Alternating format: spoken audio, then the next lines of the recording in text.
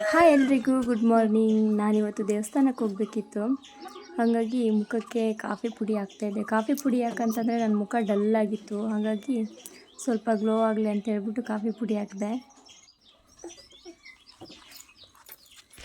ಮತ್ತು ನನ್ನ ಮಗಳನ್ನ ಹೊರಡಿಸ್ಬೇಕು, ಅದೇ ದೊಡ್ಡ ಟಾಸ್ಕು. ನೀವೇ ನೋಡಿ ಹೇಗೆ ನಾಟಕ ಮಾಡ್ತಾಳೆ ಅಂತ ಹೇಳ್ಬಿಟ್ಟು. ನನಗಂತೂ ಸಾಕಾಗೋಯಿತು ದೆಸೆಯಿಂದ. ಅವಳಿಗಂತೂ ಹೆವಿ ಕೋಲ್ಡ್ ಆಗಿತ್ತು. ಸೀನಂತೂ ಸಿಕ್ಕಾಬಟ್ಟೆ ಸೀನ್ತಾ ಇದ್ಲು, ಅಕ್ಷಿ ಅಕ್ಷಿ ಅಕ್ಷಿ ಅಂತ. ಆ ಸೀನದ್ರಿಂದನೇ ನನಗೆ ಅರ್ಥ ಅವಳಿಗೆ ಹೊರಡ್ಸೋಕ್ಕಾಗ್ತಾ ಇರಲಿಲ್ಲ. ಅದ್ರ ಮಧ್ಯೆ ಅವಳದು ನಾಟಕ ಬೇರೆ, ನೀವೇ ನೋಡ್ತೀರಲ್ಲ. ಅದರ ಬಟ್ಟೆ ತಗೊಂಡು ವರ್ಷ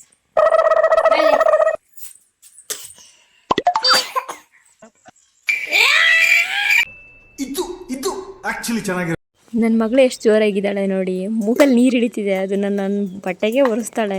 ಹೆಂಗೂ ಕಷ್ಟಪಟ್ಟು ಹೊರಡಿಸ್ದೆ ನನ್ನ ಮಗಳನ್ನ. ಮತ್ತು ನಾನು ನಮ್ಮ ಅಕ್ಕ ಹೊರಟ್ವಿ, ಸ್ಕೂಟಿ ತೊಗೊಂಡು ಹೋಗೋಣ ಅಂದ್ಕೊಂಡ್ವಿ.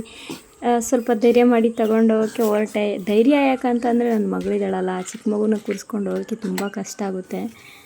ನಾನು ಸ್ಕೂಟಿನ ಎಲ್ಲೇ ತೊಗೊಂಡು ಹೋಗೋದಾದ್ರೂ ಕಂಪಲ್ಸರಿ ಹೆಲ್ಮೆಟ್ ಹಾಕ್ತೀನಿ. ಯಾಕೆ ಅಂದರೆ ಪೊಲೀಸ್ನವ್ರ ಭಯ ಅಂತ ಅಲ್ಲ, ನನ್ನ ಸೇಫ್ಟಿ ನನಗೆ ಮುಖ್ಯಪ್ಪ. ತುಂಬ ಅರ್ಜೆಂಟ್ ಮಾಡ್ಕೊಂಡು ಹೋದ್ವಿ, ನೋಡಿದ್ರಲ್ಲಿ ಯಾರೂ ಬಂದೇ ಇರಲಿಲ್ಲ, ಪೂಜೆನೂ ಸ್ಟಾರ್ಟ್ ಆಗಿರಲಿಲ್ಲ. ಈ ದೇವಸ್ಥಾನ ಬಂದು ಬಿದ್ರಳ್ಳಿಯಿಂದ ಮುಂದೆ ನೀರ್ಗಂಡಿ ಅಂತ ಹೇಳ್ಬಿಟ್ಟು, ಈ ದೇವಸ್ಥಾನದ ಹೆಸರು ನೀರ್ಗಂಡಿ ಚೌಡೇಶ್ವರಿ ಅಂತ. ನನ್ನ ಮಗಳನ್ನ ಈ ದೇವಸ್ಥಾನ ಕರ್ಕೊಬಂದುಬಿಟ್ರೆ ಫ್ರೀಯಾಗಿ ಬಿಟ್ಬಿಡ್ತೀನಿ, ಎಲ್ಲ ಕಡೆ ಓಡಾಡ್ಕೊಂಡಿರ್ತಾಳೆ. ಸ್ವಲ್ಪ ಭಯನೂ ಕೂಡ ಎಲ್ಲಿ ಬಿದ್ದುಬಿಡ್ತಾಳೇನೋ ಅಂತ. ಈ ದೇವಸ್ಥಾನದ್ದು ಮತ್ತೊಂದು ವಿಶೇಷತೆ ಏನಪ್ಪ ಅಂತ ಅಂದರೆ, ಹರಕೆ ಮಾಡಿಕೊಂಡ್ರೆ ಸಾಕು, ನಾವು ಅಂದ್ಕೊಂಡಿದ್ದೆಲ್ಲ ಆಗುತ್ತೆ, ಅದೇ ವಿಶೇಷತೆ.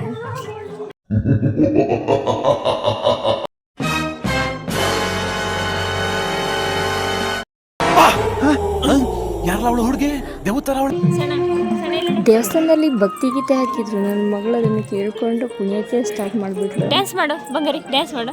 ನನ್ನ ಮಗಳು ಯಾವಾಗಿಂತ ಇವತ್ತು ತುಂಬ ಖುಷಿಯಾಗಿದ್ದಾಳೆ. ದೇವಸ್ಥಾನಕ್ಕೆ ಬಂದಿದ್ದೀವಿ ಅಂತಲೂ ಏನೋ ಗೊತ್ತಿಲ್ಲ.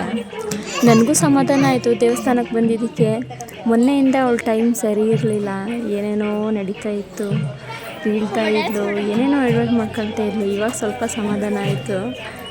ನೀವು ಅನ್ಕೋಬೋದು ಮಕ್ಕಳು ಬೀಳೋದು ಹೇಳೋದು ಸಹಜ ಅಂತ. ಇವಳು ಮಾಡಿದರೆ ಎಡ್ವಟ್ಟು ದೊಡ್ಡದಾಗೆ ಮಾಡ್ತಾಳೆ. ಇನ್ನೇನು ಪೂಜೆಗೆಲ್ಲ ರೆಡಿ ಆಯಿತು, ಪೂಜೆ ಮಾಡೋಕ್ಕೆ ಸ್ಟಾರ್ಟ್ ಮಾಡಿದ್ರು.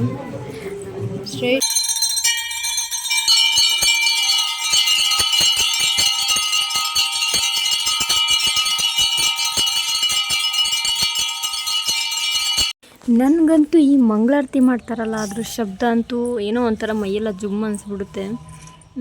ಮಂಗಳಾರತಿ ಎಲ್ಲ ಆಯಿತು. ಇಲ್ಲಿ ಹರಕೆ ಊಟ ಇರುತ್ತೆ. ಇವಾಗ ನೋಡಿದರೆ ಜನ ಇಷ್ಟೇ ಅನಿಸುತ್ತೆ, ಬಟ್ ಹರಕೆ ಊಟ ದಿನ ಹೋದರೆ ಜನ ಕೈಕಾಲು ಹಾಕೋಕ್ಕೆ ಜಾಗ ಇರಲ್ಲ, ಅಷ್ಟು ಜನ ಇರ್ತಾರೆ. ಅಲ್ಲಿಗೆ ಅಷ್ಟು ಭಕ್ತರಿದ್ದಾರೆ ಅಂತ ಈ ದೇವಸ್ಥಾನಕ್ಕೆ ಅಂತ ಅನಿಸುತ್ತೆ. ಯಾಕೆಂದರೆ ನಾವು ಮನಸ್ಸಲ್ಲಿ ಅಂದ್ಕೊಂಡಿರೋದು ಹಾಗೇ ಆಗುತ್ತೆ, ಹಾಗಾಗಿ ಅಷ್ಟು ನಂಬಿಕೆ ಈ ದೇವಸ್ಥಾನದ ಮೇಲೆ. ಪ್ರತಿ ಭಾನುವಾರ ಪೂಜೆ ಮತ್ತು ಪ್ರಸಾದ ಇರುತ್ತೆ. ಈ ವಾರ ಹೋಳಿಗೆ ಮತ್ತು ಪಲಾವ್ ಮಾಡಿದ್ವಿ, ತಿನ್ಕೊಂಡು ಬೇಗ ತಿಂದು ಮನೆಗೆ ಬಂದ್ವಿ. ಮತ್ತೆ ದೇವಸ್ಥಾನದಿಂದ ಬಂದಮೇಲೆ ಒಂದು ರೀಲ್ಸ್ ಮಾಡೋಣ ಅಂತ ಹೇಳಿದೆ ಅಕ್ಕಂಗೆ. ಅಕ್ಕ ಮಾಡಲಿಲ್ಲ, ನಾನು ಮಾತ್ರ ಮಾಡಿದೆ. ಇವತ್ತಿನ ವಿಡಿಯೋ ಇಷ್ಟ ಆಗಿದ್ರೆ ಲೈಕ್ ಮಾಡಿ, ಸಬ್ಸ್ಕ್ರೈಬ್ ಮಾಡೋದಂತೂ ಮರಿಬೇಡಿ. Thank you so much.